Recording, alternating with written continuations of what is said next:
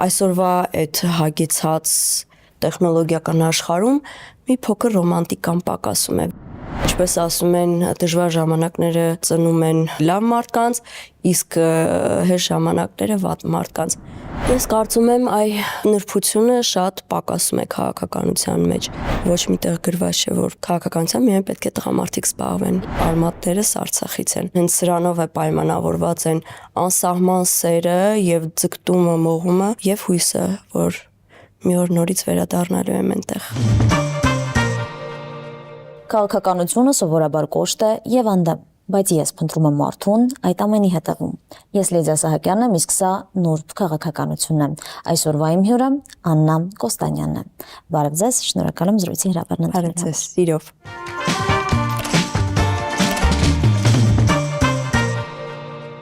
Սկսենք թերևս մանկությունից ավանդույթի համաձայն։ Ասում են, չէ, մեր մանկությունը ինչ որ հոտի հետ է առհասարակ ասոցացվում։ Ինչ հոտ ունի ձեր մանկության երջանկությունը։ Գարնանային, հատկապես մայիսյան կանաչի հոտը, ես հիշում եմ ամենասիրելի եղանակներ եւ թեև ինքս ծնվել եմ ձմռանը, բայց ձմեռը տանել չէի կարողանում ու անհապեր սպասում էի գարնան առաջին կանաչը տեսնելուն ու այդ հոտը զգալուն։ Եվ գարնան հոտը իմ մոտ նոր կյանքի սկզբի ասոցիացիաներ էր առաջացնում եւ ներքուս տրամադրվում է, որ հեսա ինչ-որ լավ բաներ են լինելու։ Եվ հետո ամենապրիմիտիվ մանկական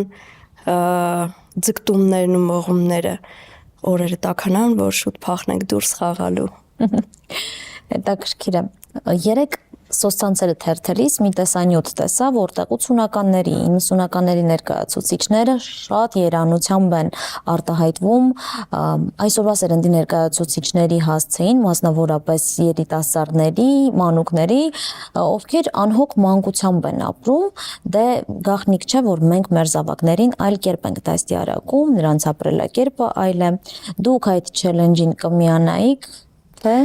իրականում ոչ, որովհետև կարծում եմ յուրաքանչյուր սերունդ իր մանկության ժամանակահատվածում ունի իրեն յուրահատուկ հետաքրքրությունները, ռոմանտիկան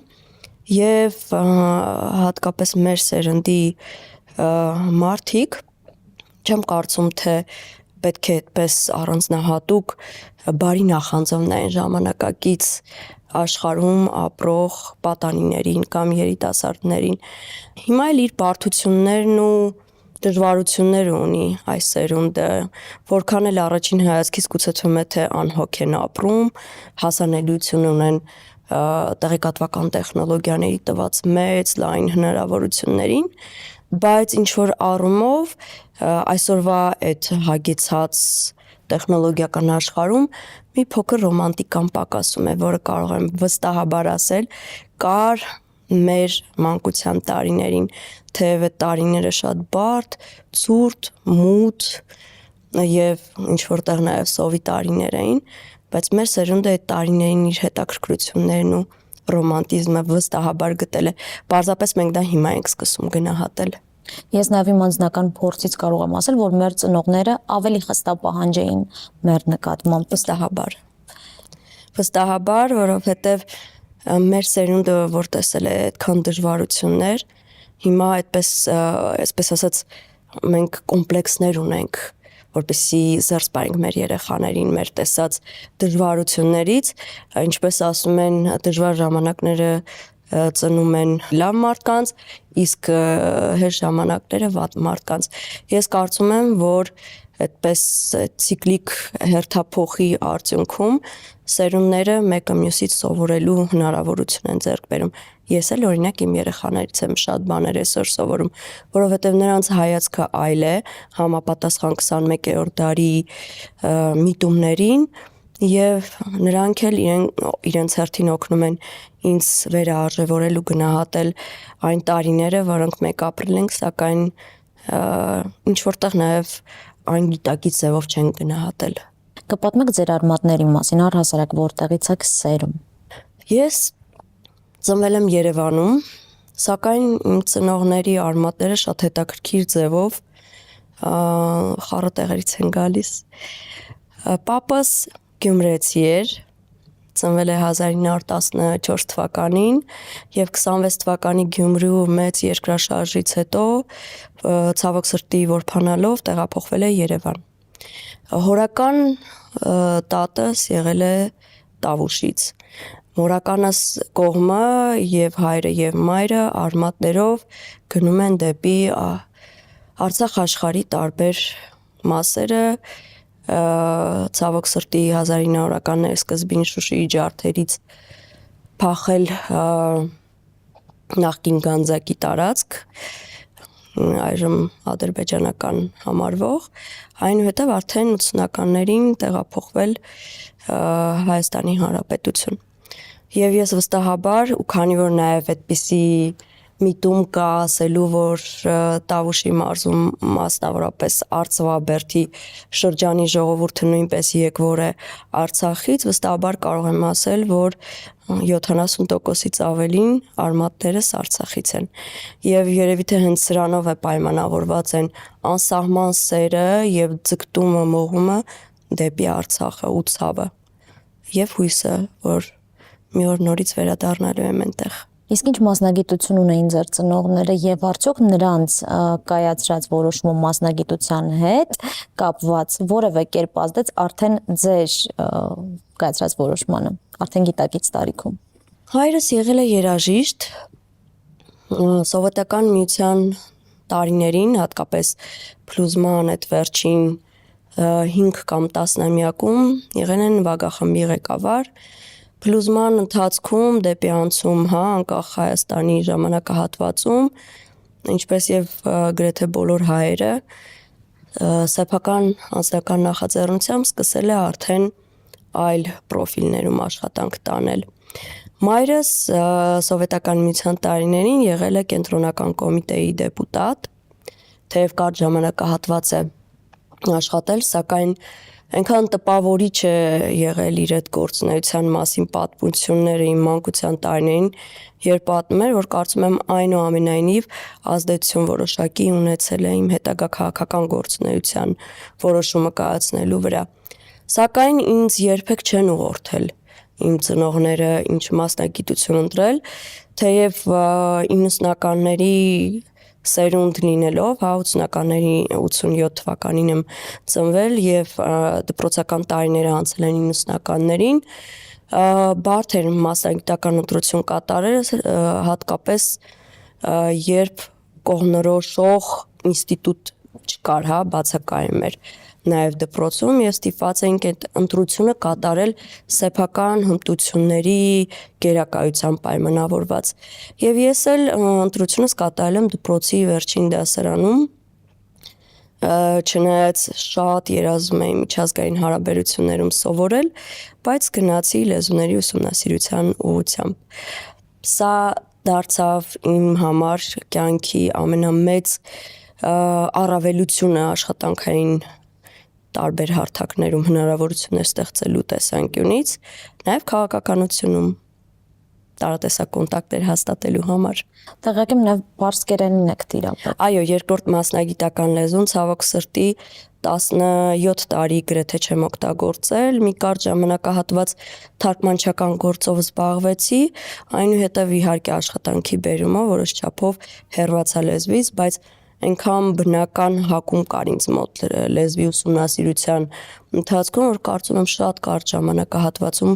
կարող եմ էլի վերականգնել, բնականաբար անհրաժեշտությունից ելնելով։ Ասում են պարսկերենը հետաքրքիր պատմամշակութային արժեհամակարգ է ձևավորում։ Ուսումնասիրել եք մշակույթը, թե զուտ լեզուն։ Իհարկե, միանշանակ իմ բախտը այդ առումով բերեց, որովհետև մեր համալսարանում, Բրյուսովի անվան լեզվաբանական համալսարանում մեր ընդունելության առաջին իսկ տարին էր բացվել պարսկերեն լեզվի բաժինը եւ կարելի է ասել համալսարանը ամեն ջանք դրեց, որպեսզի լավագույն ուրեմն դասախոսները այդտեղ դասավանդեն եւ ես բախտ ունեցա այսպես ուսանելու մի քանի հրաշալի դասախոսների մոտ, ովքեր համապարփակ ձևով այսպես կարող եմ ասել լեզուն ուսումնասիրելու հնարավորություն տվեցին, այդ թվում նաև մշակույթը։ Իդեպ անհնար է, լեզուները ուսումնասիրել առանց մշակույթին առնչվելու, որովհետև հենց մշակույթի միջոցով դու կարող ես հոտառությամբ զգալ այդ լեզվի խորքերը, պատմությունը ու նաև հասկանալ արդյոք այն քեզ ինչ որ առումով հարազատություն ունի, թե չէ, պարսկերենը հենց այդպիսին է։ Մեր հազարամյակների հարևանները բնականաբար նաև լեզվական առումով ազդեցություն են ունեցել Հայաստանի եւ նրա ժողովրդի լեզվական զարգացման վրա եւ այդ առումով կարծում եմ, որ ինձ հեշտ տրվեց լեզուն սովորել ու յուրացնել։ Հարցս գուցե տարօրինակ թվաց ես առաջին հայացքից, բայց որպես լեզվաբան, ո՞րն է ձեզ համար ամենավտանգավոր բառը մարդկանց հետ հաղորդակցվելու գործում։ Եթե նկատի ունեք հայերենում, կարծում եմ ներողությունը։ Հաճախակի կիրառելիությունը այդ բառի արժեզրկում է նրան եւ դառնում վտանգավոր, որովհետեւ մարդիկ իմ կարծիքով ենթագիտակցաբար սկսում են մտածել, որ դու կարող ես հանգիստ սխալներ թույլ տալ եւ շատ արագ ասել ներողություն, ինչը նաև թույլ է տալիս մտածելու, որ չի կանխի դա, սխալ քայլեր տվյալ անձի կամ երևույթների հանդեպ իրականացնելուց։ Ես կարծում եմ ներողությունը շատ կարևոր, շատ գեղեցիկ, միևնույն ժամանակ վտանգավոր բառ է։ Պետք է գործածել ըստ անհրաժեշտության։ Ըստ անհրաժեշտության եւ շատ ծանրակշիռ ձևով։ Հետաքրքիր է։ Վերադառնանք ծնողներին։ Ո՞րն էր ձեր ծնողներից ժառանգած այն ամենակարևոր դասը, գուցե պատգամը, որը մինչ օրս ձեզ հետ է, որով առաջնորդվում եք կյանքի դժվար փուլերում եւ որը ձգտում եք փոխանցել նաեւ ձեր զավակներին։ Ես հիշում եմ մանկության տարիներին հայրս շատ հաճախակի ընդ որում կարող եմ վստահ ասել կոնտեքստից կտրված կրկնում էր կարևորը լավ մարդ լինելն է շատ հաճախակի ես իհարկե մեծանալով եւ ավելի հասուն տարիքում հասկացա թե ինչու էր այդպես հաճախակի կրկնում ըստ երևույթին կյանքի տարբեր փուլերում իրավիճակներում կամ մարդկանց հետ շփման ժամանակ սեփական փորձով բախվել էր եթե կոպիտ չձևակերպեմ ոչ արժանի մարդկանց հետ շփման հետեւաբար նա կարևորում էր լավ մարդ լինելու անհրաժեշտությունը կյանքում հետեւաբար իր ամենաառաջին եւ ամենակարևոր դասը որ այդպես դաջվել է իմ մտքում, հոգում եւ սրտում հենց այդ արտահայտությունն էր եւ կարծում եմ դա ինձ համար դարձավ կյանքի ուղեկից։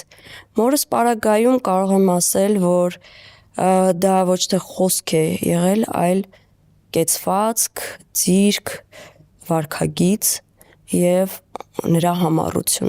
համառություն մինչեւ վերջ գնալու, հասնելու այն նպատակակետին, որը քո առջև դրել ես։ Դուք նույնպես այդպիսին եք։ Ես կարծում եմ, այո, չնայած իմ կյանքում բազմաթիվ իրողություններ են եղել, որ ստիպել են հետ կանգնել, սկսած որևէ նախաձեռնությունից, բայց համարում եմ ինձ նպատակը սլած մարդ եւ բավարար համառություն ունեցող, ով կարող է հասնել իսկապես դրված նպատակին։ Բազմիցս եք հաղթահարել, տեղյակ եմ, կյանքի մատուցած մարտահրավերները եւ այսօր երբ հետ եք նայում ձեր զավակների համար կցանկանայիք նույն կյանք, ինչով անցել եք դուք, թե ավելի նուրբ, ավելի հանգիստ կյանք։ Մոտ 15 տարի առաջ կամ 16, երբ երեխաները շատ փոքր էին, միշտ մտածում էի, որ ամեն ջանք պետք է գործադրեմ, որպեսզի նրանց հետ պահեմ տարբեր մարտահրավերներից, որոնց առջև ինքս եմ կանգնել, որպեսզի նրանք չտեսնեն դժվարություններ։ Հիմա հակառակն եմ կարծում, որ ցանկացած դժվարություն ու մարտահրավեր մարդուն կերտում է եւ դարձնում է այնպիսին, ինչպիսին ինքը կա կամ պետք է լինի, որպեսզի կարողանա նաեւ կայանալ, կառուցվել, դառնալ միգուցե իր երազանքի անհատը եւ անձը եւ կարծում եմ այդ փափուկ բամբակների մեջ մեծացնելու սկզբունքը ծնողների կողմից եւ շատ հաճախ հայ ծնողների կողմից կիրառվող այնքան էլ ճիշտ սկզբունք չէ։ որովհետև ծնողները զրկում են իրենց երեխաներին ինքնահաստատումից, կայացումից եւ գուցե ավելի հասուն տարիքում երեխաները նրանց մեղադրեն, որ չեն կարողացել իրենց ավելի կոշտ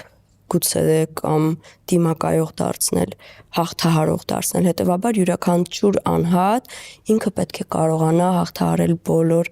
իր առջև դրված խնդիրներն ու մարտահրավերները։ Ես այդպիսին եմ եղել եւ ինքս էլ փորձում եմ հնարավորինս այնպիսի արժեքներ փոխանցել երեխաներիս, որ իրենք էլ իրենց հերթին կարողանան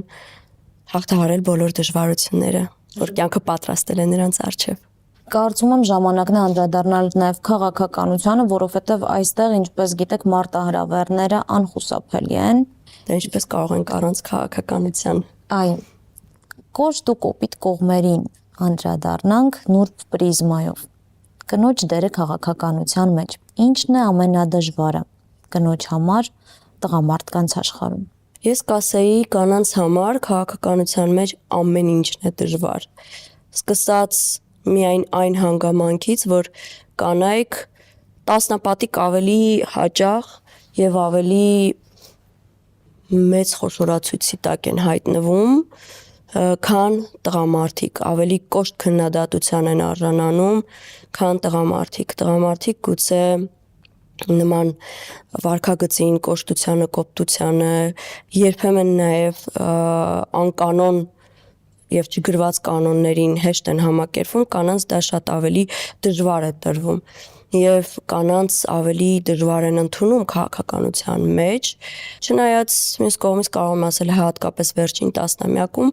այդ տենդենսը մի փոքր ավելի սկսել է փոխվել, կոմպլեքսները սկսել են կոտրվել եւ եթե մեկ տասնամյակ առաջ, ինչու եմ մեկ տասնամյակ առաջ ասում, որովհետեւ այդ տրանսֆորմացիան քաղաքականության մեջ կանանց դերի բարձրացման շատ ավելի արագ սկսեց տեղի ունենալ։ Այն ժամանակ կանանց այսպես թարս էին նայում, ինչ գործ ունի կինը քաղաքականության մեջ, հիմա դարձել է շատ ավելի պահանջված երևույթ եւ անհրաժեշտ երևույթ, գուցե նրանով է պայմանավորված, որ հասկացել են ինչպես քաղաքականությունում, ինչպես բնության մեջ, այնպես էլ քաղաքականությունում բալանսը լավ բան է եւ ոչ միտեղ գրված չէ, որ քաղաքականությամբ միայն պետք է տղամարդիկ զբաղվեն։ Կանայք իրենց անհրաժեշտ պերսպեկտիվը, իրենց հայացքն են բերում եւ դա օգնում է այն ավելի առողջ դարձնել, որքան որ հնարավոր է։ Այո, քիչ առաջ նշեցիք, որ տենդենսը տարեցտարի անհրաժեշտ երևույթ է դարձել, իսկ ինչու է անհրաժեշտ եւ առհասարակ որն է կնոջ առաքելությունը ոլորտում։ Ես կարծում եմ նուրբ չէ, հենց բառը հուշում է։ Այդ նրբությունը շատ պակասում է քաղաքականության մեջ։ Հայացք, խոնար, հեզ եւ խնամող, որը քաղաքականության մեջ փոխում է իրավիճակ, իրադրություն, եւ հենց սա է, որ կանայք կարող են իրենց կողմից բերել, եւ միայն կանայք դա կարող են իրենց կողմից բերել եւ փոփոխել այն կոշտ ու կոպիտ ջունգլիների կանոնները, որոնք հազարամյակներ հաստատված են քաղաքականության մեջ եւ հատկապես այս խառնաշփոթ աշխարհում, երբ ինչպես ժողովրդական լեզվով ասում են, շունը տիրոջը չի ճանաչում։ Եվ Հայաստանում եւս հատկապես մենք հիմա այնպիսի շրջադարձային փուլ ենք ապրում, որտեղ 30-ամյա անկախ պատմություն կերտելով մենք հասել ենք այն իրավիճակին, երբ հասկանում ենք, որ հենց այդ հոգատարությունը սեփական պետության, սեփական ազգի արժեքների, մշակույթի եւ պատմության հանդեպ պակասում է եւ մենք կանայքս կարծում եմ հենց այս առաքելությունը, որ պետք է իրականացնենք հայկական քաղաքականության մեջ։ Բայց համաձայն եք, որ քաղաքականությունը կոփում է նաեւ կնոջը, հետեւաբար նաեւ կոպտացնում որոշ առումներով։ Միանշանակ եւ դա անխուսափելի է, որովհետեւ բախվում ես այնպիսի իրավիճակների, երբ հասկանում ես, որ կա անհրաժեշտություն օրինակ ճկունություն ցուցաբերել ինչ որ իրավիճակներում, Կան իրավիճակներ, երբ հուզմունքդ ստիպված ես թաքցնել, երբ անարդարությունից գրեթե պետք է լացես, բայց ստիպված ես զսպել, որովհետև դա դիտվելու է որպես թուլություն։ Եվ սա կաթիլ հավաքվելով սկսում է քեզ քարացնել, կոփել եւ դարձնել այն կերպարը, որտեղ հանրությունը հանձին քեզ կարող է տեսնել նաեւ որպես առաջնորդի, ոլորտային կլինի, պետական առաջնորդի, կուսակցական առաջնորդի, ական չէ, բայց առաջնորդի, ով պատրաստ է իր ուսերին, իր փխրուն ուսերին կրել մի շարք տարբեր ծանրության խնդիրներ, որոնք բարձրացնում են քաղաքականության մեջ մեր քաղաքացիները, եւ դու պետք է այդ պատրաստակամությունը հայտնես, կամք ունենաս եւ ստանձնես պարտավորություն դրանք արժանապատիվ ձևով տանելու։ Այլապես շրջադարձ պիտի կատարես եւ հրաժարվես քո իսկ բռնած ճանապարհից։ Իսկ ո՞րն է ձեր կանացի զենքը, ճակերտավոր, որը օգնել է լուծել նույնիսկ ամենադժվար քաղաքական խնդիրները։ Հետաքրքիր, միևնույն ժամանակ շատ բարդ հարց է։ Ես կարծում եմ, իմ ուշադրությունն է։ Ես չափազանց ուշադիր եմ խոսքերի, բառերի եւ մարդկանց վարքագծի հանդեպ։ Եվ դա ինձ հնարավորություն է տալիս հնարավորինս օբյեկտիվ եւ արդար վերլուծելու իրավիճակներ եւ գտնելու լուծումները տվյալ իրավիճակների, որովհետեւ եթե ուշադիր չես, ականջիդ կողքով բաց ես թողնում կարևոր ուղերձներ մարդկանց կողմից տրվող, իսկ դրանք քաղաքականության մեջ չափազանց առանցքային դերակատարություն ունեն, դու կարող ես ուղղակի ոչ ճիշտ լուծումների գալ եւ այստեղ միայն քո պատասխանատվության եւ քո անձի հարց չէ, դու պատասխանատու ես նաեւ հանրության ինչ որ հատվածի, ինչ որ սեգմենտի համար, որովհետեւ ստանձնել ես պարտավորություն նրանց խնդիրներին լուծումներ բերելու եւ իմ պարագայում կարծում եմ հենց դա է ամենակարևոր զենքը։ Եղել են դեպքեր, երբ ձեր տեսակետը չհամընկնի թիմակիցների, սիրելի մարդկանց, աշխատակիցների, գոլեգաների տեսակետին եւ առհասարակ ինչպես եք վարվել այդ դեպքում։ Նախընտրել եք լուռ մնալ, թե առաջ տանել ձեր ճշմարտությունը։ Հետաքրքիր հարց է, որովհետեւ հիմնականում իմ տեսակետները գրեթե մեծամասամբ չեմ բռնում գոլեգաների կամ թիմակիցների տեսակետների հետ եւ հենց դրանում է ամենամեծ գրավչությունը։ Սա ինձ համար դարձել է մի տեսակ մարտահրավեր, որ ես պետք է հաղթահարեմ։ Իսկ ինչպես պետք է հաղթահարես, եթե ոչ օրինակ հիմնավոր փաստարկներ եւ հակափաստարկներ բերելով։ Մարդկանց անհրաժեշտ է, որպեսզի կարողանաս դու քո պատկերացումը եւ լուծումը պատշաճ ձևով հիմնավորես եւ բացատրես ինչու է քո միտքը ճիշտ եւ ոչ օրինակ X1-ինը։ Եվ սա կարծում եմ հենց մեր կյանքի բանավեճերի ամենաառանցքային կետն է, բայց նաեւ վստահաբար կարող եմ ասել հիմնականում ստացվում է եւ հաջողում եմ այդ բանավեճում հաղթանակ ունենալ։ Ոչ ոք չի երաշխավորել, որ հեշտ է լինելու, ես էլ պատրաստ եմ դժվարություններին։ Ձեզ նայելով տպավորություն է ձևավորվում ինձ մոտ, որ դժվարությունները ժպիտով եք հաղթահարում։ Արդեն այո, առաջ շատ դժվար, շատ ծանր, դեպրեսիվ էի տանում, բայց կարծում եմ դա կյանքի հենց ամենաբնականon փուլերն էին, երբ ես որպես մարդ կարողացել եմ ինքնակերտվել եւ այդ շրջափուլերում հասկանալ, որտեղ է իմ դերակատարությունը եւ ինչու պիտի ես դժվարություններին դեմ հանդիման կանգնեմ։ Եվ կարծում եմ հիմա ոչ մի բեռ, որ տրվում է մարդուն, հենց այնպես չի տրվում։ Մեզ տրվում է մեր ուսերին բավարար չափով եւ ծանրության կրելու հնարավորություններ եւ մենք դա պետք է պատվով տանենք առանց տրտնջալու, որովհետեւ երբ սկսում ես դժվարությունների մեջ փնտրել հազար պատճառ, թե ինչու չես կարող դա լուծել, ինչու չպետք է դա անես, իհարկե երբեք լուծումների չես գալու։ Իմ կյանքի կրեդոն է միշտ փորձել գտնել լուծումներ եւ հնարավորություններ ընտեղ, որտեղ դրանք գուցե շատերի կամ մեծամասնության համար բացակայում են։ Եղել է ձեր կյանքում երազանք կամ նախագիծ,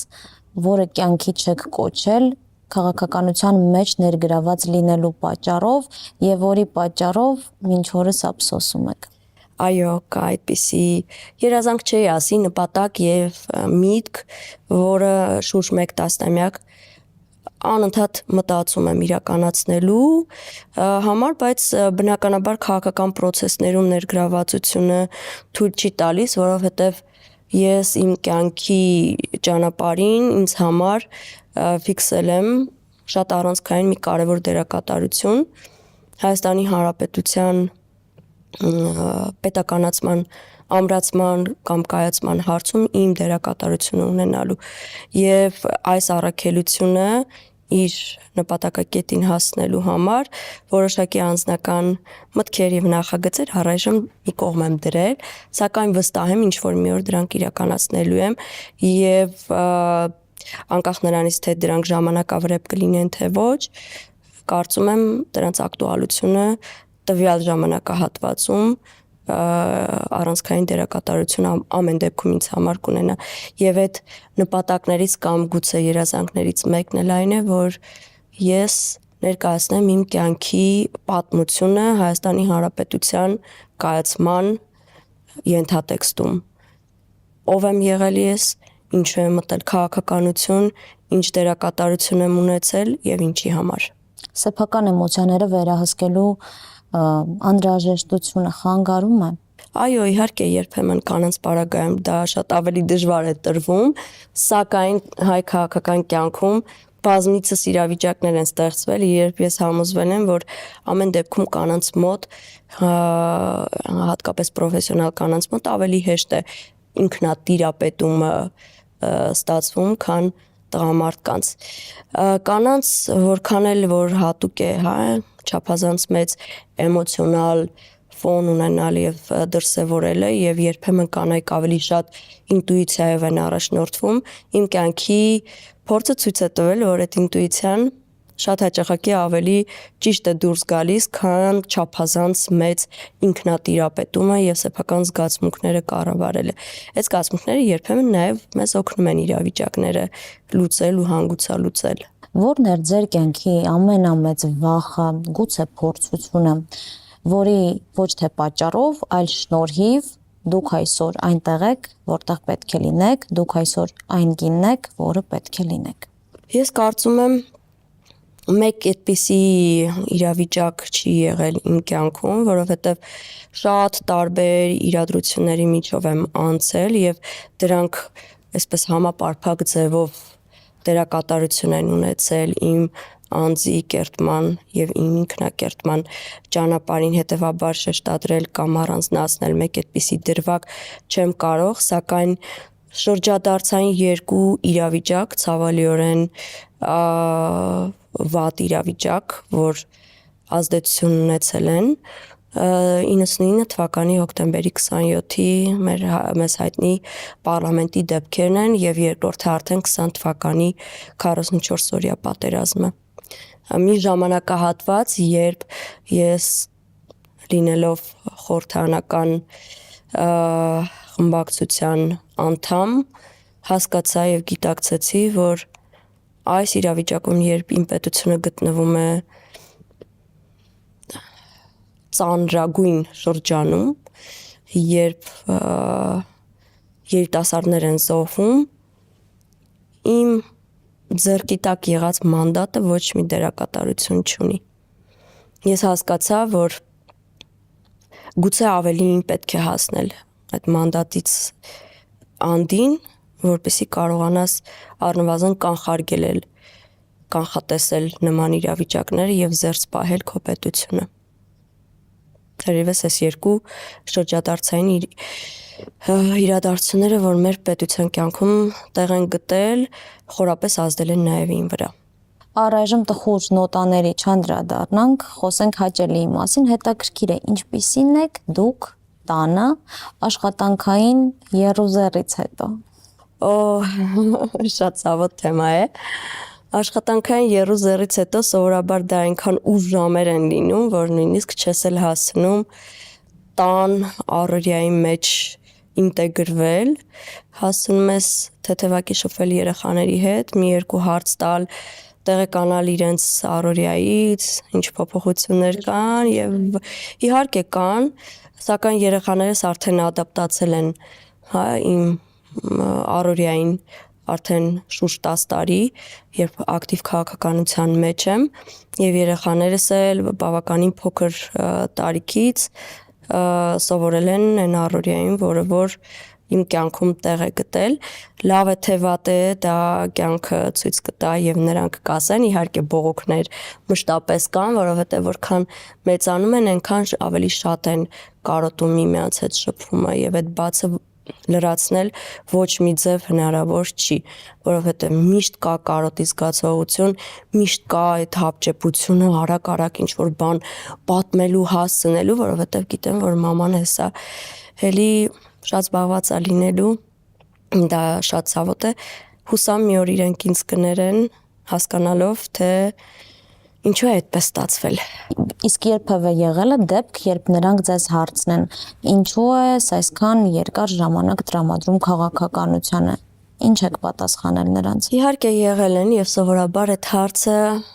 ինձ միշտ տալիս է իմ դստրիկը, որը արդեն 17 տարեկան է եւ շատ հետաքրքիր է, որ այդ հարցը տվել է ավելի փոքր տարիքում 7 կամ 8 տարեկան էր, մի անգամ նեղացած, որ ինչ որ բաներ խնդրել անելու ու չստացվեց ժամանակի սղության պատճառով եւ ասեց ինչու է օրինակ որ ուրիշների մամաները կարողանում են իրենց երեխաների հետ անել իսկ դու ոչ դա երման ջրի պես մի բան էր որ լցվեց իմ գլխին սթափության ազդակ որ միգուցե այն ինչ որ ես զբաղված եմ չպետք է դրանով զբաղվեմ եւ պետք է իմ ամբողջական ժամանակը տրամադրեմ երեխաներին բայց ժամանակի եւ տարածության մեջ կարծում եմ ստացվեց բացատրել երեխաներիս եւ հնարավորինս խուսափել տրավմաներից գուցե որ կարող էին ստանալ երեխաները որովհետեւ մորդերը անփոխարինելի է երեխաների կյանքում եւ այդ բացը երբեք չես լրացնի ոչ մի բանով եւ երբեք հետեւաբար շատ զգուշ եւ նուրբ ձևով պետք է վերաբերվել իմ երեխաների պարագայում իրենք չափազանց խելացի եւ կարծում եմ կարողացել են հասկանալ թե ինչ եմ ես ինքս ինձ համար առաքելություն սահմանել զբաղվել մի բանով որը իրենցից ժամանակ է խլում եւ քեզ դարձնում է ոչ օրդինար կին եւ մտցնում դժվարությունների շրջափուլ որոնք երբեք չեն ավարտվում երբեք Ինչպիսի Հայաստան եք ուզում փոխանցել ձեր զավակներին իրական անվտանգ ազգային Հայաստան որտեղ պատմությունը եւ մշակույթը չեն ջնջվում չեն մոռացվում որտեղ արժեքները վեր են սոցիալական մի շարք խնդիրներից, որտեղ երիտասարդ սերունդը արժևորում է նաև մեր մեծերի դերակատարությունը այս հայրենիքի եւ պետության կերտման գործում, որտեղ հարգանքը եւ արժանապատվությունը առանցքային են եւ այդ արժանապատվության զգացողությունը իրենք էլ պիտի փոխանցեն իրենց հաջորդող սերունդներին։ Ես կարծում եմ, սա մի փոքր գուցե շատերի համար պաթետիկ հնչի, բայց ես հենց այդպիսի Հայաստան եմ ուզում տեսնել, առաջին հերթին ինքս եւ երեխաներիս համար բնականաբար։ Իսկ եթե հնարավորություն ունենայիք քաղաքականության մեջ ինչ-որ բան փոխել, ձեր նպատակին հասնելու համար, ինչը կփոխեիք։ Մշակույթը, քաղաքական մշակույթը որտեղ չեն գործում կանոններ, որտեղ չկա հարգանք, որտեղ վայրի մեթոդներով են եւ անհավասար մրցակցությամբ են պայքարում միմյանց դեմ եւ սա նաեւ այն խնդիրներից մեկն է, որ ինքս իմ առջև դրել եմ եւ փորձում եմ փոխել քաղաքականության մեջ, որքանով դա լավ կամ վատ ստացվում է, կարծում եմ ապագան ցույց կտա։ Կա արդյոք հարց, որը չեմ հնչեցրել, բայց որին կցանկանայիք պատասխանել։ Միակ ուղերձը, որ կուզեի ինքս տալ, ես կարծում եմ Հայաստանը շատ բնական փոփոխությունների շրջան է անցնում։ Առաջին հայացքից եւ շատերի մոտ գուցե թվա թե հուսալքող է այն իրավիճակը, բայց միշտ լինում են ել ավելի վատ իրավիճակներ աշխարհի ամենատարբեր տեղերում, ամենատարբեր ազգերի մոտ, եւ մենք գտնվում ենք իրականում այնպես իրավիճակում, որ կարող ենք այս իրավիճակը որպես հնարավորություն օգտագործենք այդ հնարավորությունը մեր երազանքների Հայաստանը կերտելու համար։ Անցնենք բլից հարցերին։ Սիրով։